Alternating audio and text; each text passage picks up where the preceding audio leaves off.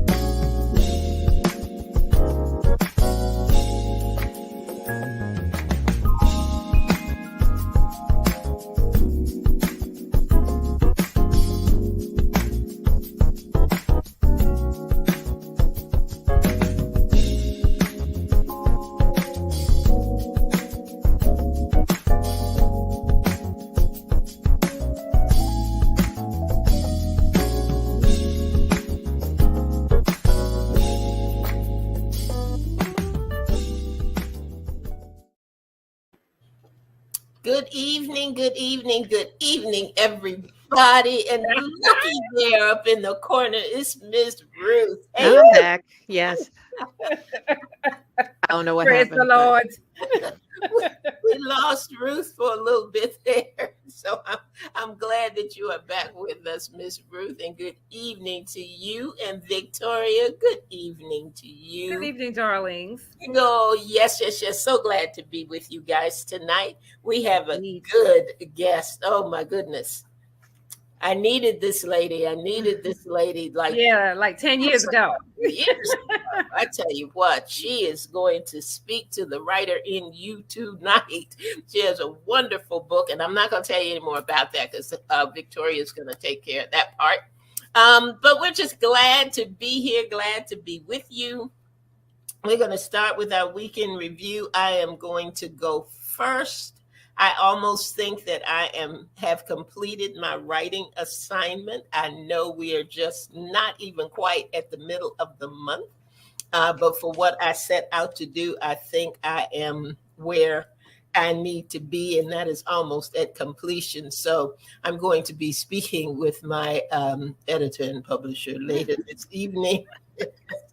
And Wonderful. That's wonderful she news. tells me to go back to the table or just go take a nap and sit down somewhere. So I'm sure she is we'll not. see, we'll see how that goes. But I know that I know that we want to talk about something. And if I can just go on and put it out there on the table, I will, unless you two have something incredible about your weekend review that you want to share. Not I even wrote a lot. Oh almost. no, Victoria, you did some great stuff this week. Your writing Celebrate you. challenge. Celebrate you. We don't want to have to come and get you. And Julia will get you. Yeah.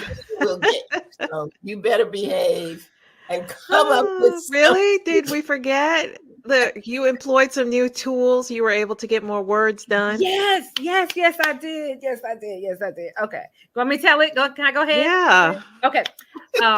I was challenged. I mean, we're doing the writing challenge, And Ruth had been talking about how she dictated her words. And I was like, I like to write my words. I like to type my words. But I was picking up my child one night from the after school program there. And I was sitting outside and I was like, you know what? It was also the night I was going to go live with my jewelry. And I said, let me try this and see if this worked. So I found a way to talk into my phone.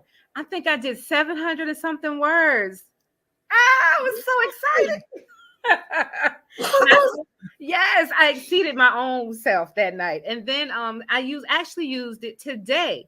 I was trying to type and it just wasn't working. I said, let me see how this will work if so I figured it out in Google how to get the mic going. And I did 570 something words today. Awesome. Yeah. See? I'm so excited. I want to say I told you so, but I told you. Yeah, you can say it. Say it loud and proud. You did tell me so. And I didn't want to listen. So I'm glad I listened. And I'm just excited. Yes, I think I'm almost at my halfway mark for my words. I think I'm closer to my halfway mark than I was. Okay, well, good. Awesome. Good. Good job.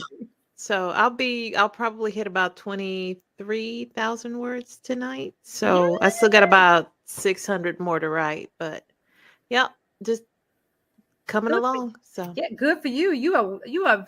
It seems like you're really inspired, Ruth. She's been holding on to this story for a minute, though. I think not even a minute. I'm just really excited about it. And like even the other night, I hit 3,000 words one day, 2,000 words another day. I had hit that part of the story where I was like, I don't know how I'm going to write this. But once I started writing it, the words just kept coming. So yeah, just I keep writing. see. awesome. Oh, I think that's great. That's great. Awesome. Well, we're going to be busy the week coming up because we're going to be getting in touch with those who were gracious enough to join us for our first time ever live program with the live audience.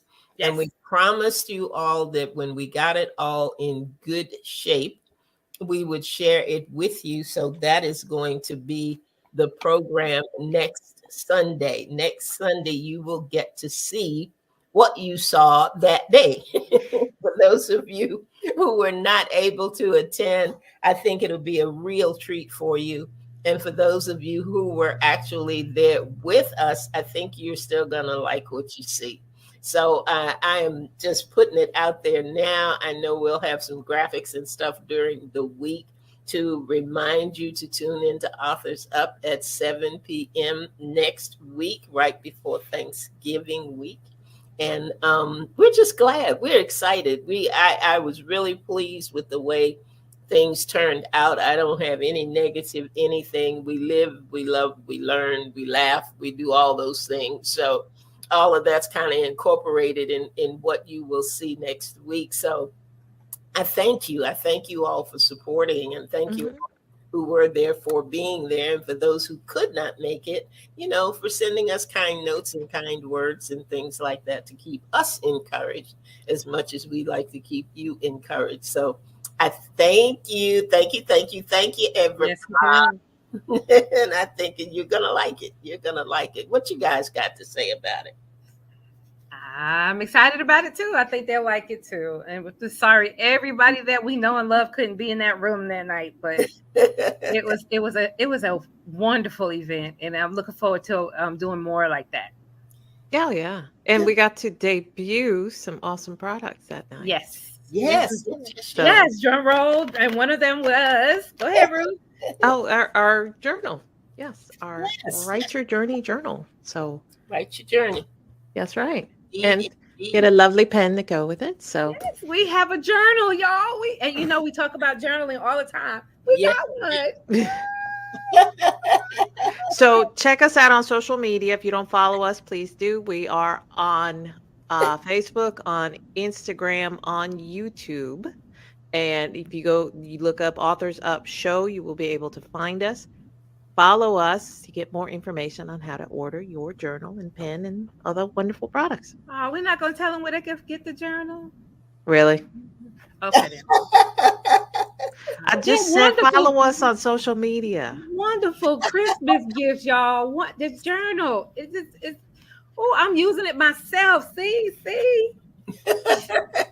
And Okay. we're proud of you. Yes, we are. All right, are we ready? Yes, Yeah. I think we are. Because All right. I want us to get this lady on so she's got some time. Yes. I'm going to read a bio for the wonderful Miss Julia Roberts. Julia Roberts helps writers predict and prevent writer's block. I needed her like 10 years ago, but her unique approach includes the science of creative thinking, coach training, humor, empathy, and lifelong experience as a writer. She is the director of a large, free, active Facebook group of writers called Write Without the Fight, where writers get daily help with creative and writing conundra. Julia has her master's in the science of creativity and has 4 published books, including Amazon bestsellers Write Without the Fight, Master Your Creative Process to Write with Ease and Satisfaction, Sex, Lies, and Creativity, Gender Differences in Creative Thinking. Her TEDx talk is Not Just Mojo, The Surprising Science of Creativity, and that will debut in spring 2023. If you wonder what is keeping you from writing, finishing, or sharing your creative work, Julia Roberts believes it is her mission to help you get writing, keep writing, and publish or produce. Writers are the best kind of weirdos, she says. The world needs us. After a very, very short break, you will help us welcome Miss Julia Roberts. Yes.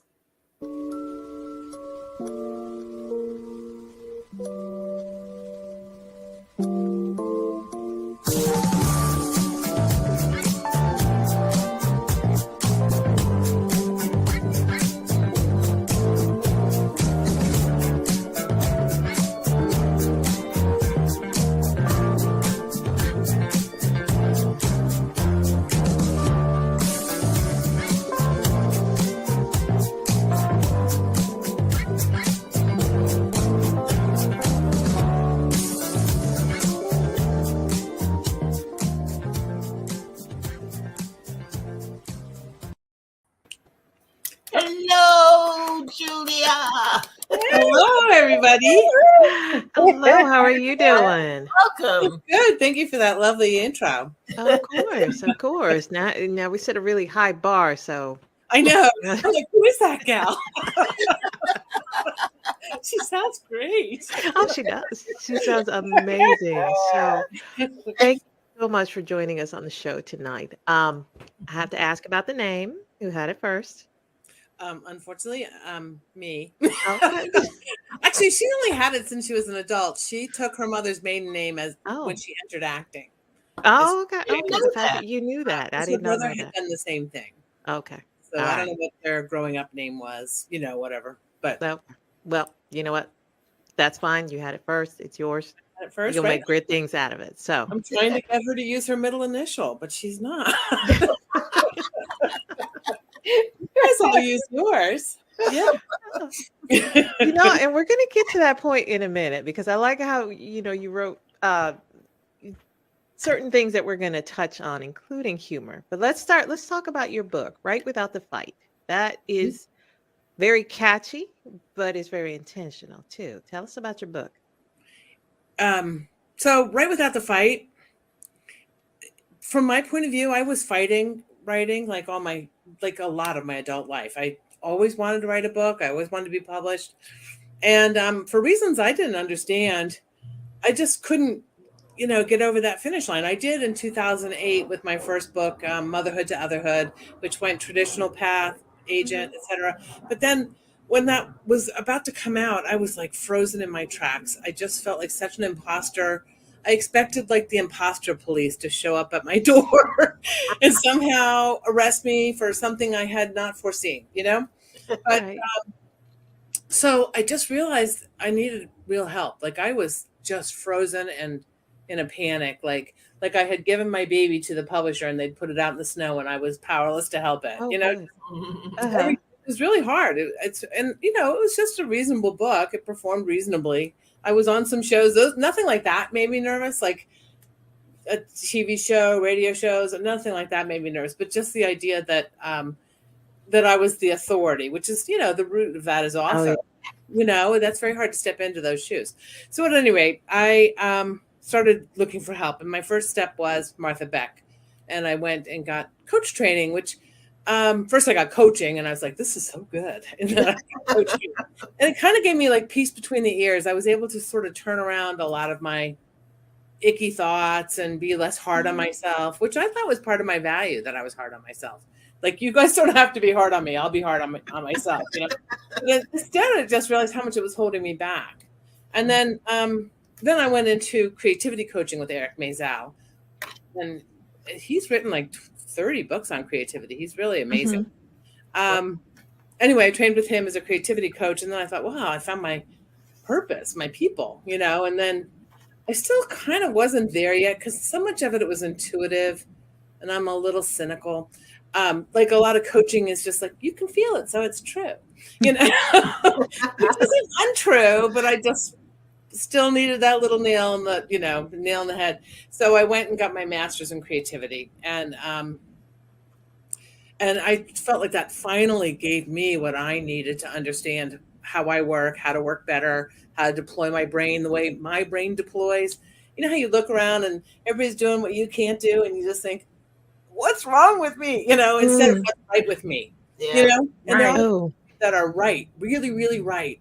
And you can't just focus on that little thing you don't do well. You got to figure out how to skate over that part and do your part really big, Oh, wow. Okay. So it sounds like there's a lot of stuff we need to change about how we think about writer's block. Yeah. Yeah, because it's different for everybody. It really depends on how your personal brain works. And and then we compare all the time. We always compare. It's a survival skill, right? Because if you don't compare yourself to so-and-so, you could end up being the person who doesn't run the tiger or whatever. You don't have to run faster than the tiger. You just have to run faster than so-and-so. So we're always constantly comparing. It's how our brains are wired. So if somebody says, oh, this works for me, and then you go try that, the only thing you can take away from that is, oh, I'm dumb or stupid or bad. Why does that work for her? And whatever that is, I set a timer. I use a verbal, I speak the words. Whatever it is, if it works for somebody but it doesn't work for you, all you can take away is, I knew it. I knew I was dumb. I secretly knew. Ooh, does that sound familiar?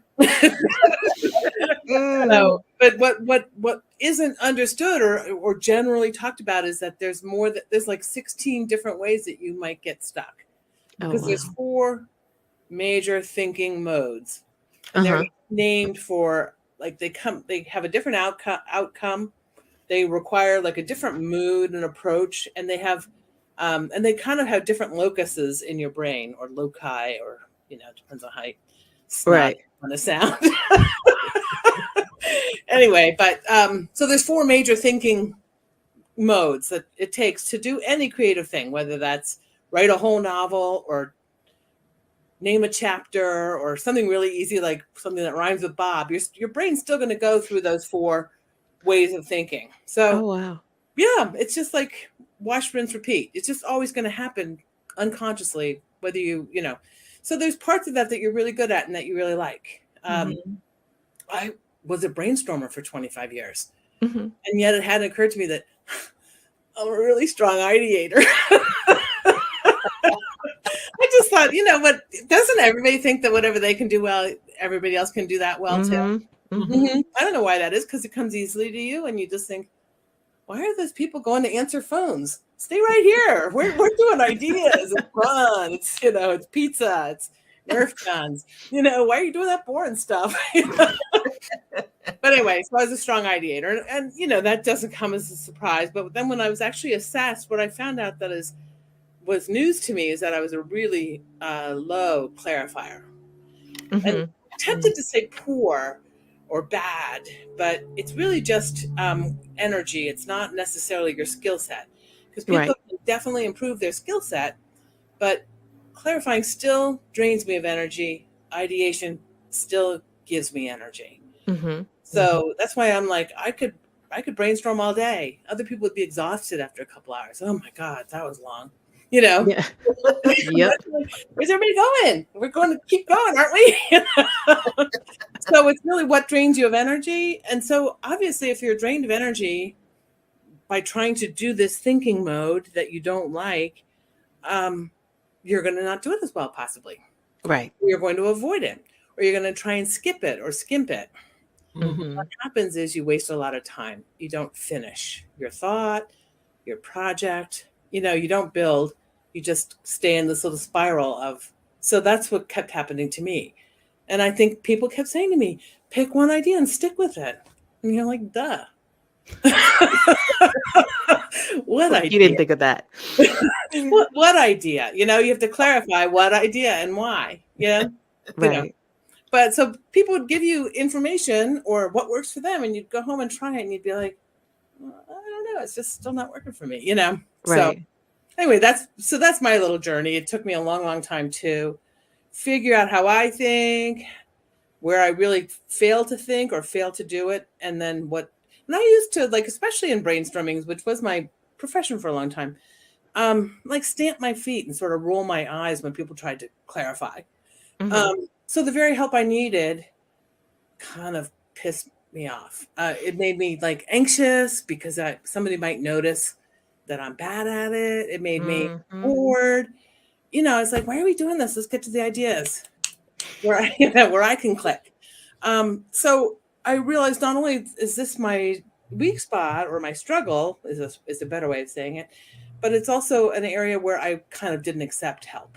Mm-hmm. Because, you know, also I would feel judged by them because they wanted to clarify, like when we were done, all the ideas or whatever, they'd be like, go home, little ideator, you know, we'll do the hard work now, because they value what they do for creativity, you know? Right. Mm-hmm. So, Right. You know, and it's funny, I listened to you and I recognize like 3 or 4 of those intelligent or personality tests that I've taken, and I could have just gone to you like 10 years ago instead of for all of those. oh, But me too, though. It took me a long time. oh yeah. So let me ask you this. You know, obviously it was a journey to get you to that point to understand who you are, how you function. How long did it take you to actually write this book and get all your thoughts down on paper and in a way that you could get to your publisher and say, here you go? So this book, I graduated with that degree in 2014. Mm-hmm.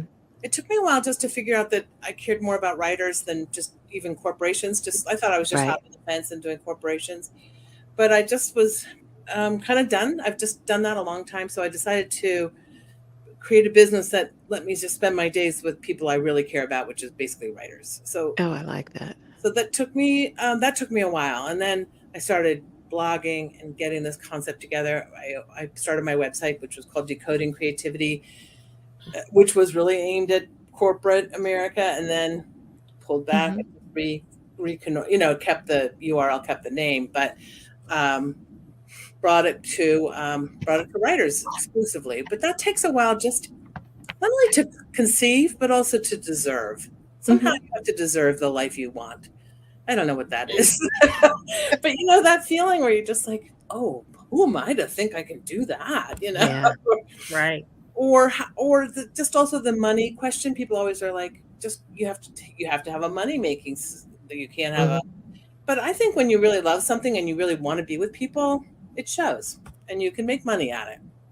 Wow. You know, I just think it does. It definitely shows. Definitely, you know, even from a writer standpoint with the book and even just listening to you talk now. And the thing that sticks out to me the most, you know, especially from your bio, but from the book itself, is just the empathy part of it. You know, you said it before, it's not just, you know, stop thinking, you know, instead of thinking, oh, what's wrong with me? What's right with me? You know, and I was one of those people who said, oh, I don't get writer's block.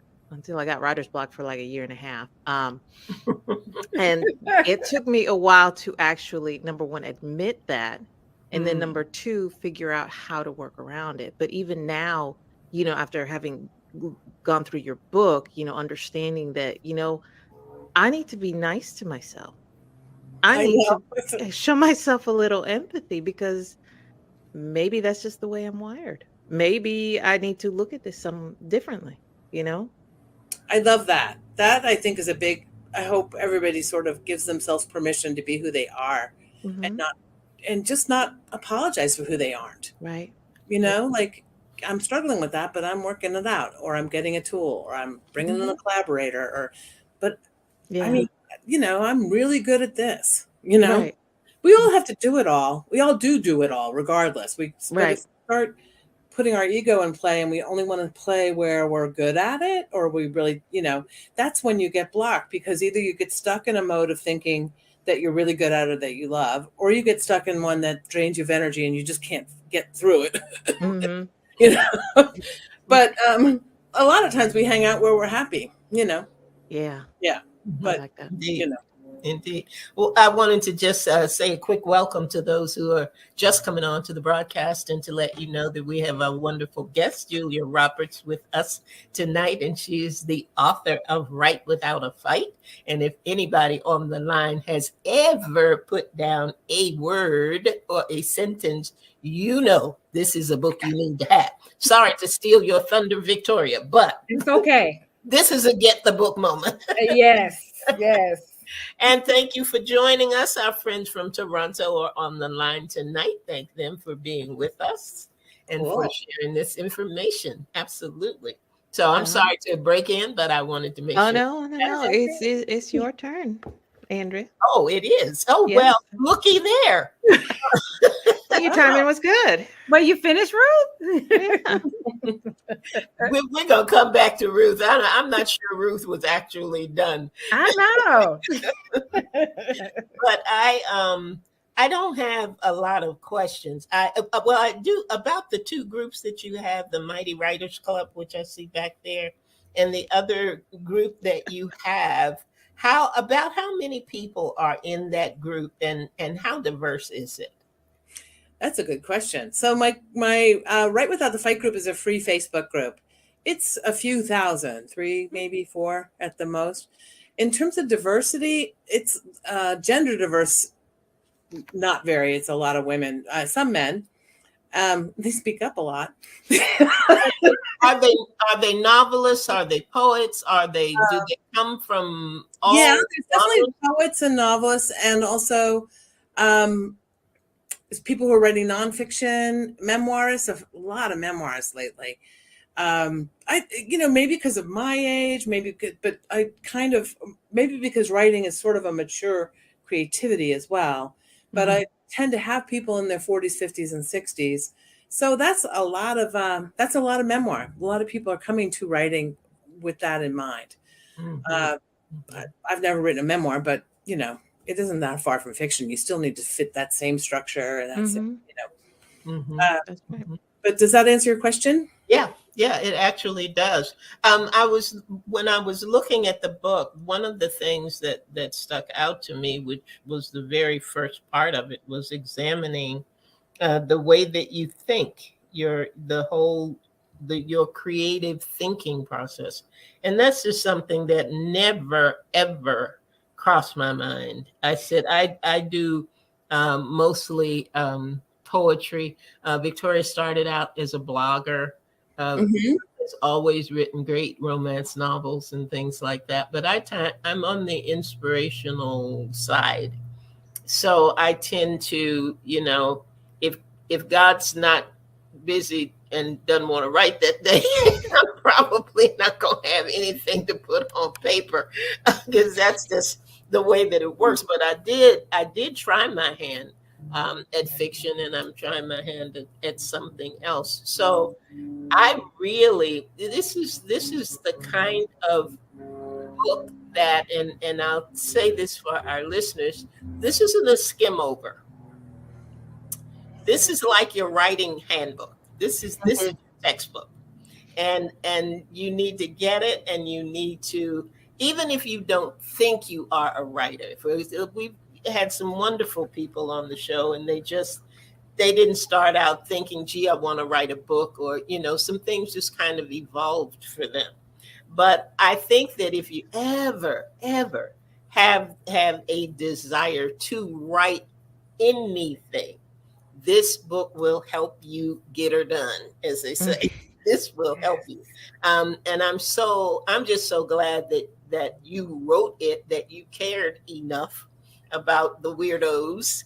I do feel if somebody's compelled to write, it's because they're a weirdo. Yeah, in some way. We're like in the margins. We see something that people aren't seeing in the best kind of way. But and that's why we're compelled to write. Otherwise, I could just be eating brownies right now. So, but I have this little thing that I think people need to know about. And that's what I mean by weirdos. Like you have a marginal or edgy sort of idea that you think needs out there. And that's why you're compelled. I'm going to say one thing though, if you don't mind. Go ahead. Poetry, Andrea. That is a convergent skill. So the two big buckets of creativity are diverging and converging, right? Mm-hmm. So diverging is everything everywhere, all at once. And converging is selecting and perfecting, right? Mm-hmm.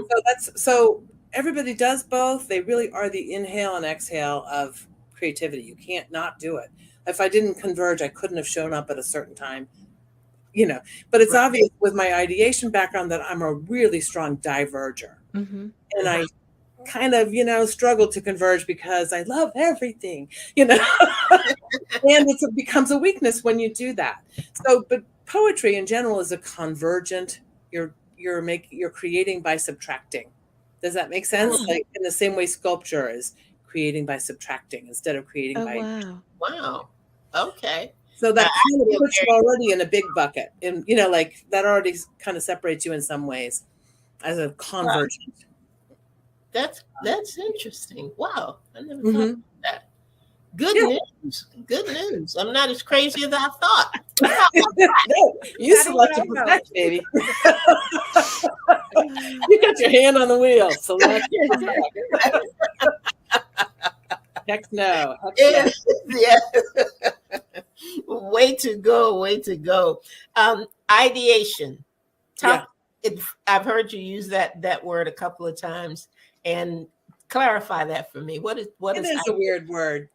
So it's kind of a businessy word, really. It's like the process of coming up with ideas. Okay. So it's just my business background coming out. I agree. It's a little off-putting for regular. We would just say getting ideas, but that's what that is. Yeah. But ideation sounds so much nicer. Yes, it does. But it is sort of an academic, businessy word. Yeah. Right. And I want to make sure that even though this is academic and is used a lot in business, that it still is really accessible to regular creative people who kind of might even, especially writers, because we're a little bit rebellious, anti-authoritarian, might be like, I'm not doing brainstorming, what I mean? Whatever business words that, I don't want to be branded or bundled or, all those sort of things that I want to make sure that it does speak to writers and doesn't leave them out of that, because that's who I think deserves the help. Mm-hmm. It just is my own bias, but that's who I think deserves the help. Absolutely. Mm-hmm. Miss Victoria, Queen Victoria, I know you got something. We have one of the listeners that says she started out with poetry as well, and she's written a couple of wonderful books now. Mm-hmm. So hats off to Angie. Oh, thank you, Angie. Well, I have observations and I'm gonna say questions.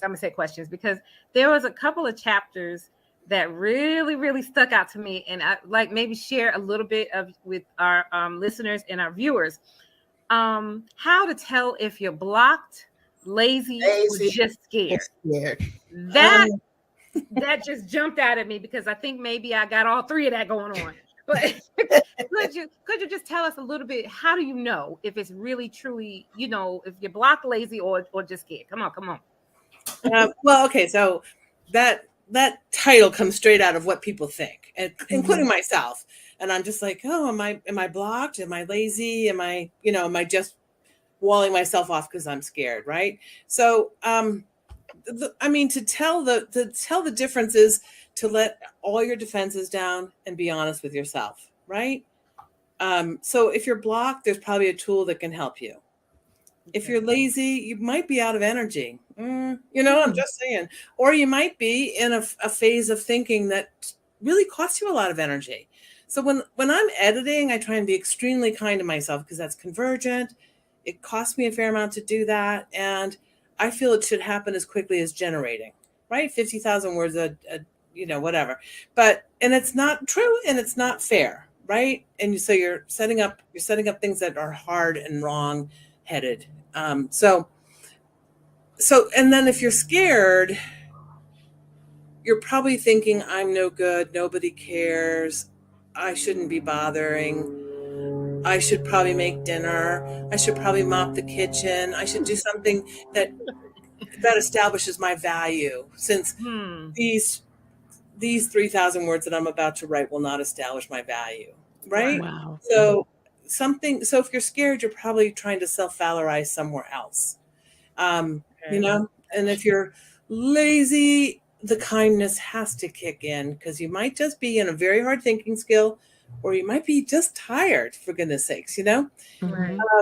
And lazy is just one of those words that you should just get out of your vocabulary, because it's really mean. It's really mean. And then, blocked is probably a thinking skill that is shutting you down. So you should try a tool that has to do with that particular thinking skill. I don't have to work hard to know anymore, because I know it's clarity every time. It's always clarity for me. So I can just use a clarity tool and it'll usually get me going again, unless I'm being lazy. But so in your opinion, would you say writer's block is not really real, or would you say writer's block is real, but you have to use a tool to get out of it? I think writer's block is definitely real. It's a matter of struggling and not understanding how to get out, and getting bad advice, a lot of bad advice about it. And then self-judgment. And self-judgment is block. End of subject.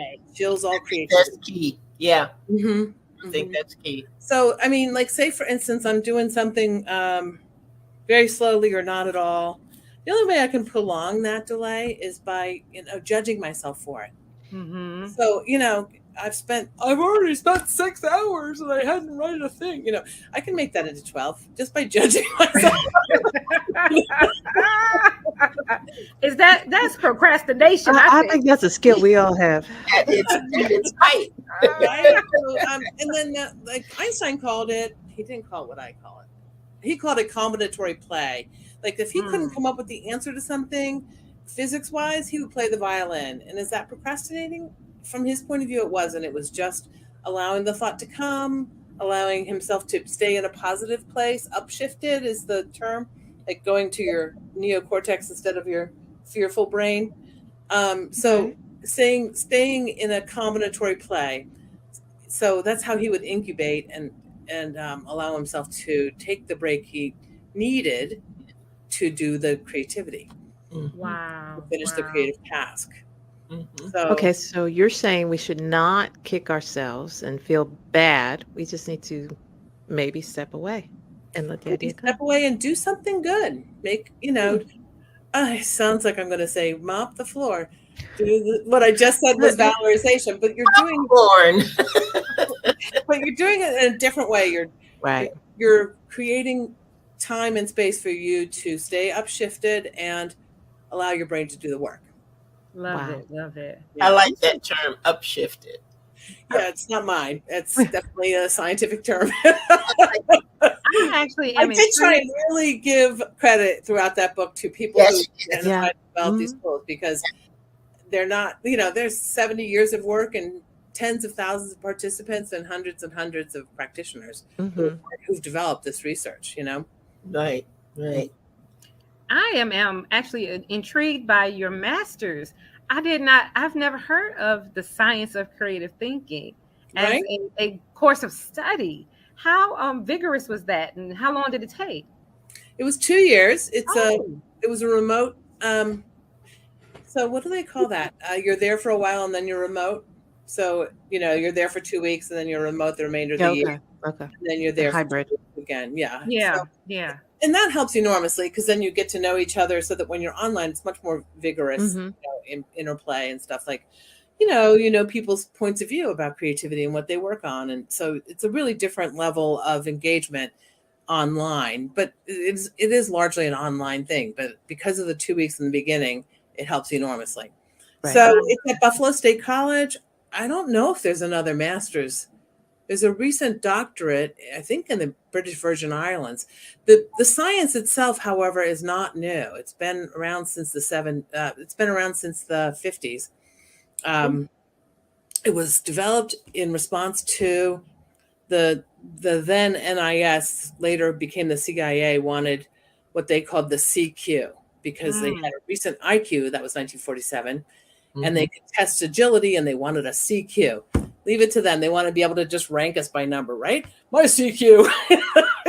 So they put a lot of money into creativity research, and that blossomed in the 50s and took off since then for other reasons. But they put a lot of money into it in the 50s. Mm-hmm. Sputnik happened in 57 and people panicked. Like, oh my God, we've fallen behind in the creativity race, ingenuity, innovation, Wow. That's a word writers would hate. Innovation. That's a business word. Well, I think I have a quote, I believe, from your book. Not investing in your inner writer is to deny your creativity, your calling, your self-exploration, your potential for growth, because creating is growth. And like any kind of growth, you invest time and money in pursuing it or avoiding it. Would you expound upon that a little bit? Oh, so you're happening into my own little predilections. So if you have a creative drive, which everybody has to some degree and on some medium, right? But there's various levels of creativity in the world for sure. But we all sort of have a creative drive, and if you are busy tamping it down and pretending you don't have it, it's going to cost you. If I'm it's going to cost you in a lot of different ways. If I'm on stage, I go, it took me 40 years and 40 pounds to realize I should just go ahead and write, and it would be a lot easier on my body. How about that? People have all sorts of things that they do in order to pretend they don't want or wish they could, or, people bring out drama instead of putting it on a page. People bring, they're bored and they're restless. They do all sorts of things to compensate for the fact that they're not creating in the way that they're called to do. And that could be musicians or inventing or anything. But if you're stifled, it's hard on you over time. Right. Yeah. But to me, even if all you did was write in a journal or write, for a local paper, or, people have different needs, different level needs to feel validated or to feel heard. But just to do something for yourself that is the creativity you desire. Yes. Is already valuable. That's right? good. That's good. Yes. Love it.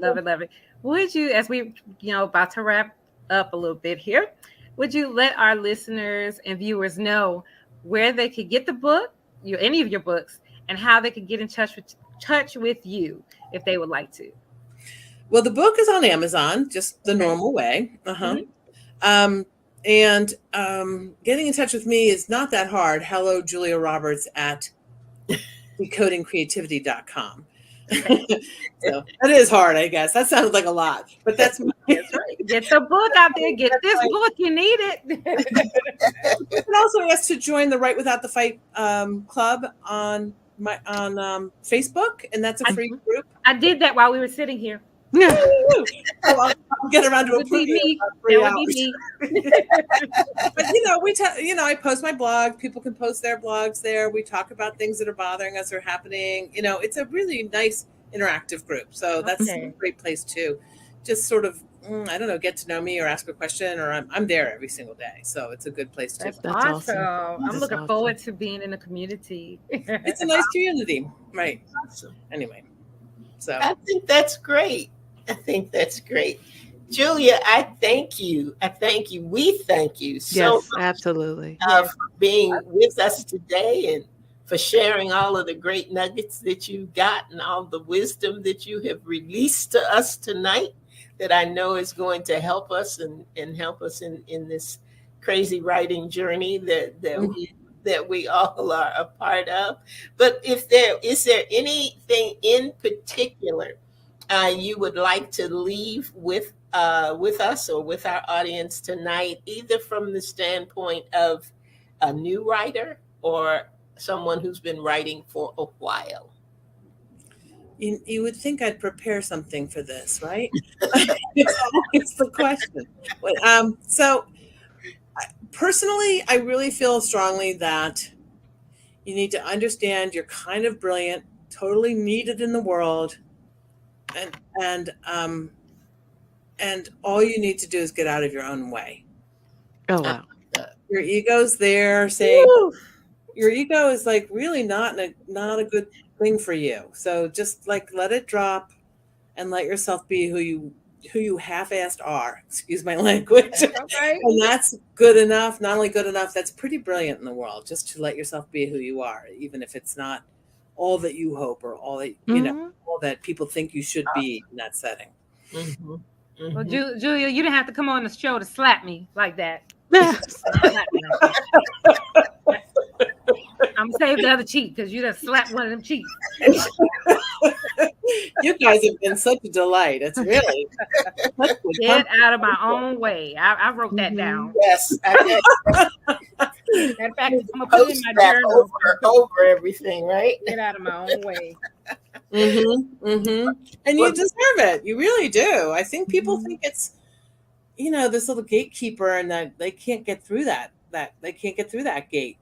The gates are busted open these days. There's Amazon, there's everything. It's a matter of, and even if you can't get through that gate, there's no rationale for not creating what you want to create.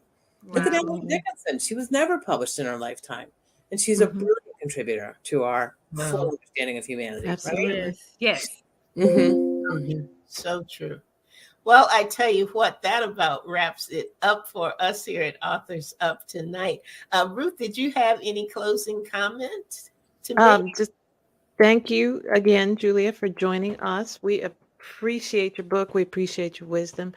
And if there are anybody out there, if you have any comments, if you would like to be a guest on our show, you can email us at authorsup@gmail.com. Oh, righty. And Julia, just hang out with us for a couple of more minutes as we close out. Thank you so much for being with us this evening. Truly enjoyed having you. And look, you guys, if you did not have an opportunity to hear the broadcast from the beginning, please remember that we replay on Saturday evenings at 7 p.m. Bring a friend who writes or somebody that you know has got that bug and is compelled to do so that they can hear from Julia Roberts and get plugged into the wonderful things that she has going on. So thank you all so much for being with us tonight. We invite you to come back. Remember, next week is very, very special because we will be playing the program that we did for our intimate afternoon with Authors Up. And some of you wondered, when is that going to be finished? When am I going to get to see it? Next week at 7 p.m. If you right here, you'll be able to see it then. So thank you so much, everybody, for being with us. And be sure to join us again because you never, ever know what's going to happen when you tune in to Authors Up. Yep. Good night, everybody. Good night, Bronze Girls. Mwah.